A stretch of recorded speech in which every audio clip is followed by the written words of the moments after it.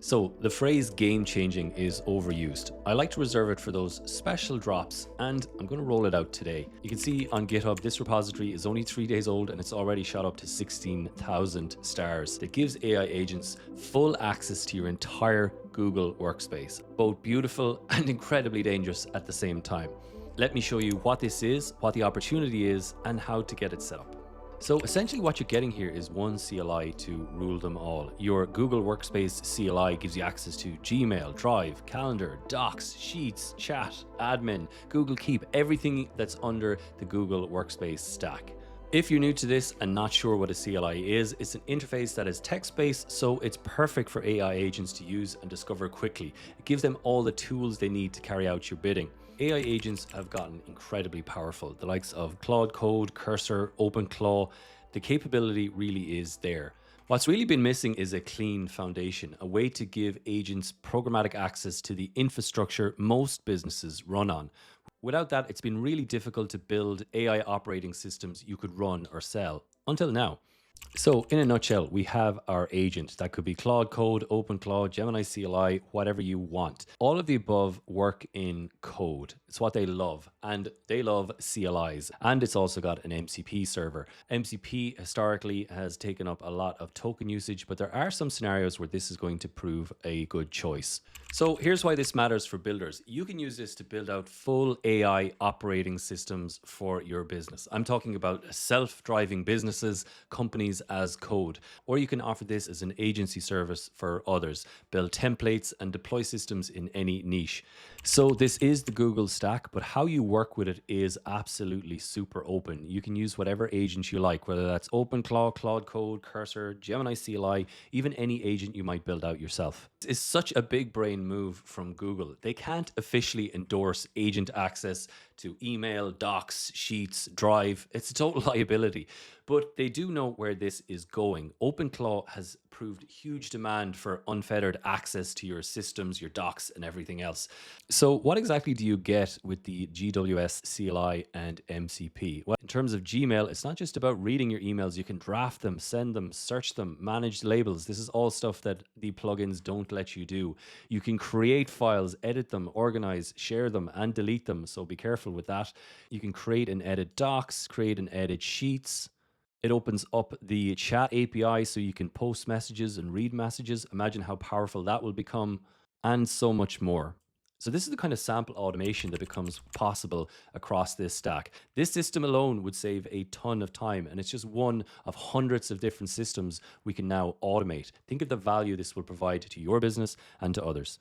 But even cooler than this, Google has gone and pre-built a load of agent skills with a lot of different personas and a lot of different types of common tasks that you might carry out in your business just to get you started. So the idea of company as code or a self-driving company is not necessarily new. We've been talking about it for probably the last 2 years. The idea of having a database layer or a data layer and having agents work on top of that with workflows to carry out every part of what you need done for your business. But the thing is, it wasn't fully possible until recently. The models have leveled up, harness engineering is there, and the tooling is just about right. It's not like the models are getting hugely better, but the tooling and how they call tools and all the infrastructure around it really is just arriving right in time for this moment. You can see on GitHub, this repository is only 3 days old and it's already shot up to 16,000 stars. So we have a few hoops to jump through here to get started, but I guarantee you it will be worth it. So first of all, we're going to copy this command here, and this is going to install the Workspace CLI. So open up your terminal on a Mac or your PowerShell if you're in Windows and run this command in the terminal. You're going to need Node installed, so you can get that from Node.js and install that as well beforehand. Great, so that's the Workspace CLI installed, but you're also going to need the Google Cloud CLI that allows you to set up projects and infrastructure, and this is the tool that's used to connect the two things together. So you want to go to the Google Cloud SDK and install the Google Cloud CLI. Google provides a ton of infrastructure for developers like databases, cloud storage, lots more stuff. And essentially, we're going to use the CLI, which helps us interact with that to set up some permissions so we can actually operate the GWS CLI. So depending on your type of machine, you're going to install the following. I've got a Mac OS, so I'm going to download this one for Apple Silicon. So once you've unzipped that file, you're basically going to have a folder a bit like this. Depending on whether you're on a Windows or a Mac machine, you can run either install.bat or install.sh. So you make sure that you are in the right folder here. So I'm in the Google Cloud SDK folder here. And then you're going to run this command if you're on a Mac, .install.sh. It says, welcome to the Google Cloud CLI. So you're going to let it modify your profile to update your paths. You're going to say OK to edit your RC file. Now, I've got a lot of this stuff installed already. It might try and install Python 3. If you don't already have that installed, I just go ahead and let that do that. If you're having any trouble with the installation, just ask Cursor or Claude Code. Give it a test drive with gcloud init. So you'll be asked to do some setup there. I'm just going to reinitialize. I'm going to choose the account that I want to use for this configuration. In this case, it's that email. This is the important bit. You need to make sure you're using the right Google Cloud project. I'm going to say 4. So I'm going to call this one self-driving company 3. So now if I go back over here to switch dimension up here for my project selector, you should see it appear. Now, this interface is a little bit quirky. If you've used the CLI to set it up, it might not appear straight away. You'll have to refresh a little bit, click on this, be patient. It takes a minute to show up. So now that we've got the gcloud CLI set up, we can now run the Google Workspace setup. So we're just going to drop this command in here. So firstly, it's setting it's found the gcloud CLI because we just installed that. Great. Now we're going to do the authentication. So I've got my account here set up. I'm going to hit enter. We're going to select the project that we want. So I'm going to select self-driving company 3. Now we're going to select what APIs we want to enable. I'm going to go with all because I've got a lockdown workspace here and we're just experimenting. And I'm going to hit return.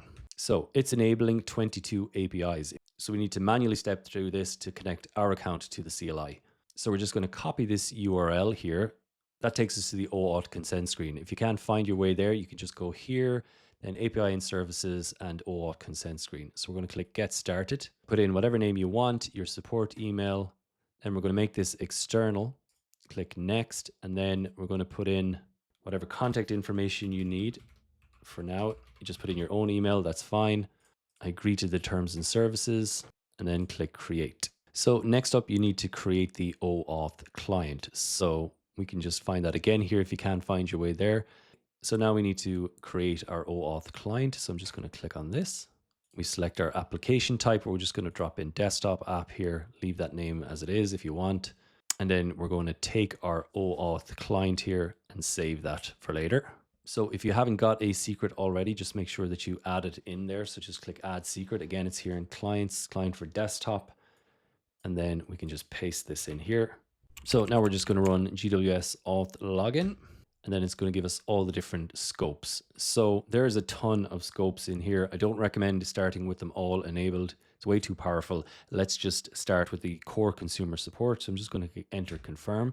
It gives us this authentication URL here. So we're just going to copy this and then paste it in to our browser. On the previous screen, I just picked whatever user, and then I'm going to click continue. You can see here all the permissions that it's giving. Back over to our CLI, and you see that everything looks like it's succeeded. So now we've got it installed, we want to give it some extra powers, and we're going to do that through skills. So go to skills.sh, and if you type in Google Workspace, you're going to see all the various different skills that you can install. So next question is, where do you install these skills? If you're using OpenClaw, just get your claw to install the skills. And of course, you will have to have had GWS set up on whatever machine or VPS you're running OpenClaw. In my case, I've built my own AI operating system for my own company, and that's where I'm going to be installing it. If you want to find out more about how you might build out AI operating systems, highly recommend checking out the course and community. I've got sections in there on Claude Code, and over the coming weeks, I'm going to be talking a lot more and giving a lot more workshops on AI operating systems.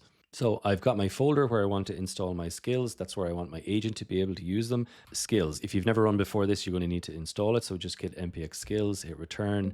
The Google Workspace comes with a ton of skills. You click on this button here and you'll find them all listed here. There's a ton of great stuff, including different helpers and personas. So I'm just going to add them all at the one go. So we're going to run this command here. So just going to paste it in here and it's going to install these. We're going to decide on what skills we want to install. If you just click A, it's going to install all of them. Might be overkill for now, but let's just see how we go. Here's all the default ones it gets installed for. And then you just need a slightly different setup if you want anti-gravity and Claude Code. And then we're going to put it OpenClaw here as well. Now, do we want it globally or in the project? I'm just going to go with the project for now. I don't need all of this globally. A ton of skills is just going to confuse my agent. I like to keep that nice and tidy. And I just install skills in the projects that need them. So I'm going to hit return. So now for the fun part, let's just run Claude. And let's try a few commands to see how this works. So let's try this. Send an email to Rob at switchdimension.com and ask him if he has got the project quote. Your agent has finished. Okay, it said it's sent an email. That was really quick. It's about 2 seconds. And then boom, there you go. It actually created and sent the email. So that's pretty cool. I'm going to say check for last 2 emails. Cool. So my agent's saying, good news, Rob got the quote and replied he's suggesting to meet Friday at lunch. So I'm saying, cool, can you put that in my calendar and add him as a participant? You can also set the GWS Gmail watch skill to watch your emails. So if you want to run that kind of command on a useful basis, there now is a new loop command in Claude Code. So you can set it to run at a regular basis, very much like what you can do in OpenClaw. If you want to build alongside me, if you want templates, code, architecture decisions, how to build apps with AI, how to master Claude Code, that's all in the Switch Dimension community at switchdimension.com. The link is in the description. I would love to know in the comments what kind of things you're building. Is it for your own business? Are you building apps, prototypes? What are you building? What are you planning to sell? Drop it in the comments. I'm going to cover the best ideas in upcoming videos. And if this was useful at all, hit the like button and subscribe just so it pops up in your feed more often. You want this kind of content in your feed, not a load of cat videos. I'm going to see you in the next one.